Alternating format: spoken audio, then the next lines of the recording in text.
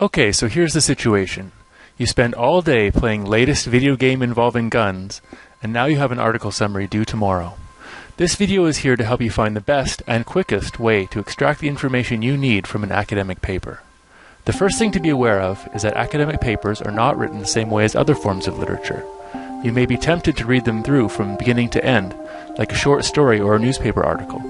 Do not do this. There are more efficient ways to read papers.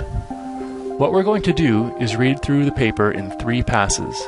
In the first pass, we want to see the framework of the paper.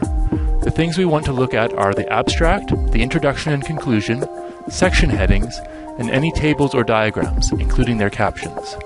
As you're skimming, underline any unfamiliar words or phrases for you to look up later. As you read through the paper for the first time, ask yourself questions such as, what is the point or thesis of this paper? What are the main arguments of the paper? Why is this paper important?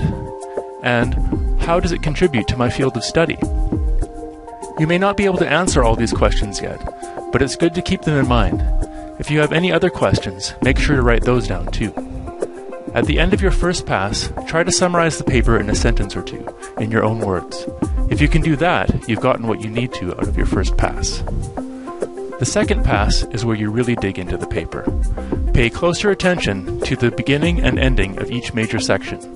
Also, pay attention to any of the highlighted sections from the first pass. If there are still words or phrases that you don't understand, now is the time to look them up. Try to answer all of the questions you wrote down earlier. The third and final pass is where you tie it all together.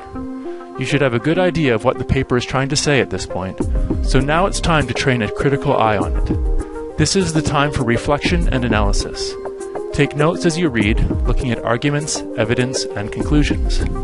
By the time you are done this, you should have the basis for your summary completed.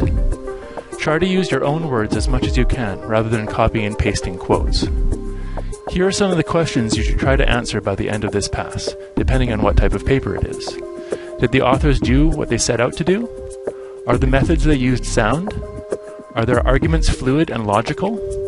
What assumptions did they make?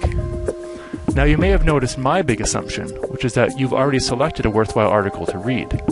In the case of an assigned reading, that's already been taken care of. If you're doing research, though, you'll need to do some work to see whether a particular paper is worth investing your time in reading at all. That, however, is a task for another video.